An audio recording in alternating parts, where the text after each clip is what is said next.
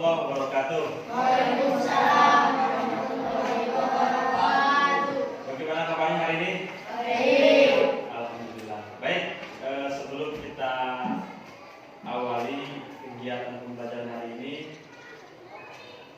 yang tidak hadir hari ini siapa? Oke.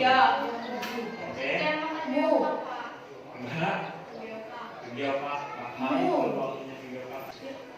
Oke, kita lanjutkan bahwa materi pembelajaran hari ini adalah lalu kita membahas tentang Asmaul. Apa itu Asmaul Husna? Pengertian makna dan arti Asmaul Husna. Al-Ghafar dan Asmaul Husna, yaitu Al-Ghafar dan Al-Afu. Baik, apa itu Al-Ghafar dan definisinya? Al-Ghafar berasal dari kata Ghafaro atau Ghafaro yang berarti menutupi. Dalam hal ini berarti Allah Maha menutupi atau Maha pengampun, menutupi dosa hamba-hambanya karena kemurahan dan keluasaannya, ampunannya. Selain dari memiliki makna tersebut, Al-Ghafar juga dapat berarti Allah Subhanahu wa taala menugaskan sifat-sifat bisa menjadi obat atau penawar sekaligus penghapusan dosa. Baik, kita dasar hukum. Bismillahirrahmanirrahim. Fakultus naghfiru rabbakum innahu kana ghafara. Jadi Al-Ghafar itu Maha Pengampun, Maha Penutupi. Dasarnya adalah surat An-Nur ayat 10. Artinya maka berkata kepada mereka, ini adalah dasar yang pertama. Dasar hukum bahwa Al-Ghafar itu adalah artinya Maha Pengampun, Maha menutupi atas segala dosa-dosa yang kita lakukan, hamba-hamba yang kita lakukan. Dasar hukumnya adalah surat An-Nur ayat 10. Coba baca dulu, baca dulu. Yaitu surat At-Taha. Wa inni la ghafarul liman taba wa amana wa amila sholihan summa tada. Artinya, dan sungguh aku Maha Pengampun bagi yang bertaubat, beriman dan berbuat kebajikan, kemudian tetap dalam hukum. Ini adalah dasar hukum bahwa Al-Ghafar itu memiliki arti Maha Pengampun. Kita lanjutkan. Jadi, anak-anak, dosa itu apa sih? Dosa itu adalah kegelapan.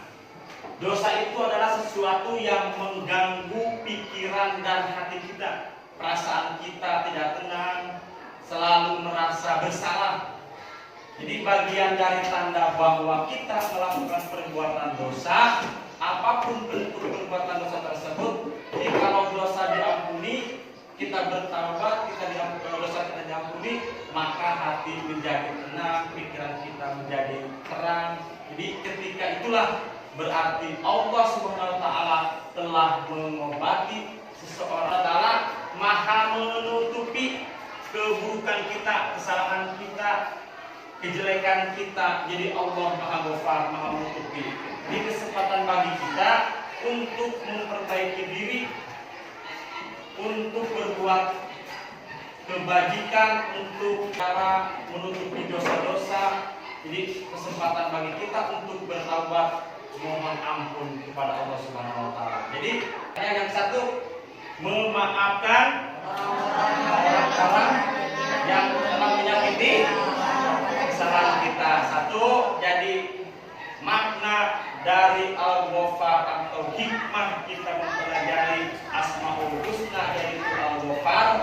Yang pertama, memaafkan orang-orang yang pernah menyakiti dan berbuat kesalahan kepada kita. Jadi teman kita berbuat salah kepada kita, yaitu kita dalam hati. Jadi kalau teman kita berbuat salah terhadap kita jangan dendam. Itu adalah makna memahami hikmah, memahami Asmaul Husna, yaitu al-Ghafar. Yang ketiga, menghindarkan diri dari berprasangka buruk. Apalagi teman-teman kita nggak tahu apa-apa, kita sangkain, wah si Benny itu misalkan sekolahnya jarang.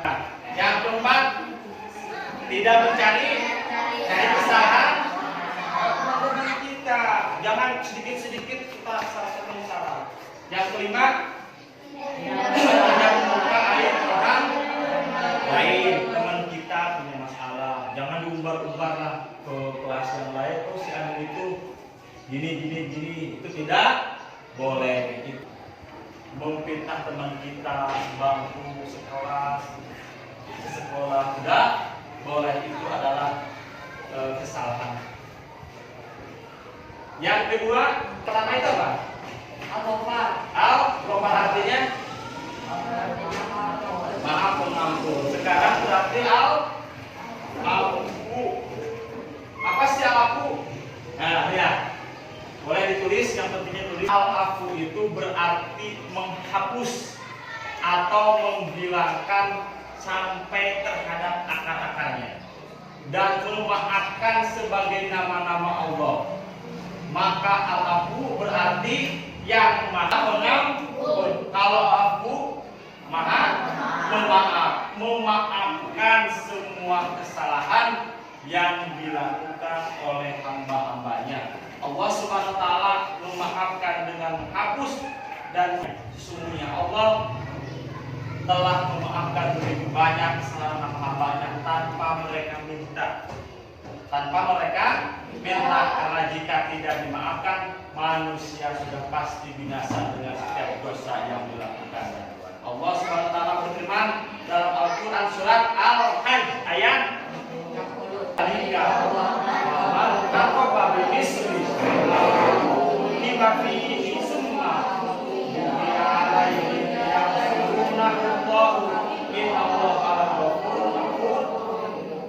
Artinya demikianlah, dan barang siapa dengan penganiayaan yang terjadi lagi, pasti Allah akan menolong. Sesungguhnya Allah Maha Pemaaf. Ini dasarnya. Jadi Al-Afu itu artinya Maha Pemaaf. Dasarnya ini adalah surat Al-Hajj. Coba kalian kita baca dulu.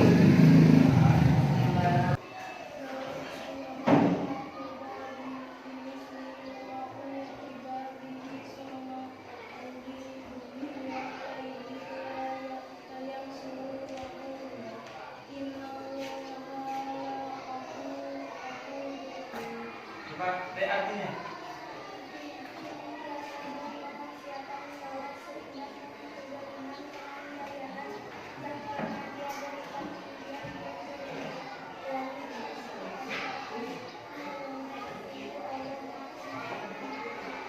Baik, jadi Allah Subhanahu wa taala Maha memaafkan orang-orang yang berbuat dosa dengan tidak menyegerakan siksaannya bagi mereka, serta mengampuni dosa-dosa mereka. Inilah sifat Allah Subhanahu wa taala yang tetap dan terus Maha Mulia. Dan inilah kemurahan Allah kepada hamba-hambanya di setiap waktu dengan memaafkan dan mengampuni seorang hambanya yang meneladani nama dan sifat Al-Afu. Pasti akan selalu memohon ampun kepada Allah dari setiap kesalahan yang dilakukan setiap saat dan dimanapun berada.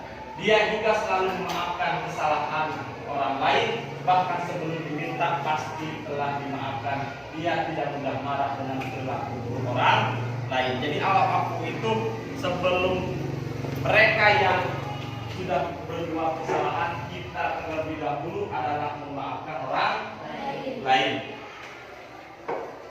Tidak banyak orang yang dapat memberi maaf sebelum orang lain meminta maaf. Betul. Kebanyakan manusia memiliki rasa gengsi yang tinggi sehingga tidak mau memberi maaf sebelum orang lain meminta maaf. Padahal Allah Maha memberi maaf. Allah saja memberi maaf atas dosa hambanya. Apalagi kita sama teman kita harus saling memaafkan. Maha memberi maaf kepada orang-orang tersebut. Sebagaimana firman Allah Subhanahu wa taala dalam surat An-Nisa ayat 149. Tubdu khairan aw tukhfuhu aw ta'asif fa innallaha kana afuwan ghafura.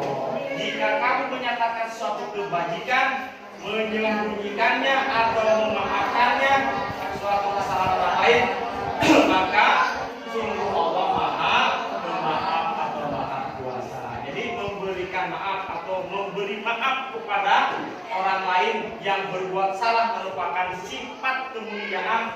Siapapun yang dapat membiasakan akan memperoleh kemuliaan dari Allah Subhanahu wa taala, yaitu memperoleh pahala yang sangat besar dan terhindar dari berbagai macam kesulitan hidup seperti sulit untuk belajar, sulit untuk bergaul, sulit untuk perasaan takut dan sejenisnya. Jadi orang yang selalu memaafkan teman-teman kita, insya Allah kita Nabi Rasul SAW terkenal seorang pemaaf.